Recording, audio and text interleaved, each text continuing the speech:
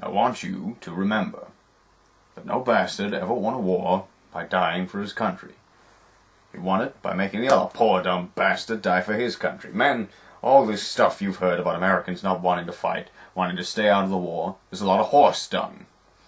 Americans traditionally love to fight. All real Americans love the stinger battle. When you were kids, you all admired the champion marble shooters, the fastest runners, big league ball players, the toughest boxers. Americans love a winner, and will not tolerate a loser. Americans play to win all the time. I wouldn't give a hoot in hell for a man who lost and laughed. That's why Americans have never lost and will never lose a war, because the very thought of losing is hateful to Americans. Now, an army is a team. It lives, eats, sleeps, fights as a team. This individuality stuff is a bunch of crap.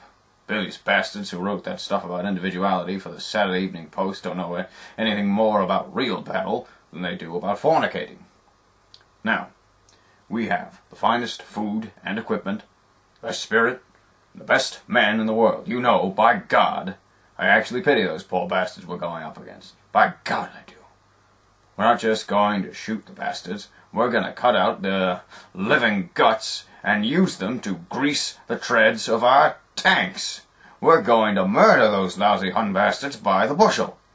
Now, some of you boys, I know, are wondering whether or not you'll chicken out under fire. Don't worry about it. I can assure you that you will all do your duty. The Nazis are the enemy. Wade into them. Spill their blood. Shoot them in the belly. When you put a hand in a bunch of goo that a moment before was your best friend's face, you'll know what to do. Now, there's another thing I want you to remember. I don't want to get any messages saying that we are holding our position. We are not holding anything. Let the Hun do that. We are advancing constantly, and we're not interested in holding on to anything except the enemy.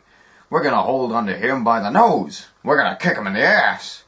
We're going to kick the hell out of him all the time, and we're going to go through him like crap through a goose. Now, there's one thing that you men will be able to say when you get back home, and you may thank God for it. 30 years from now, when you're sitting around your fireside with your grandson on your knee, and he asks you, "What did you do in the Great World War II?" You won't have to say, "Well, I shoveled shit in Louisiana." All right, now, you sons of bitches, you know how I feel. Oh, I will be proud to lead you wonderful guys into battle anytime, anywhere. That's all.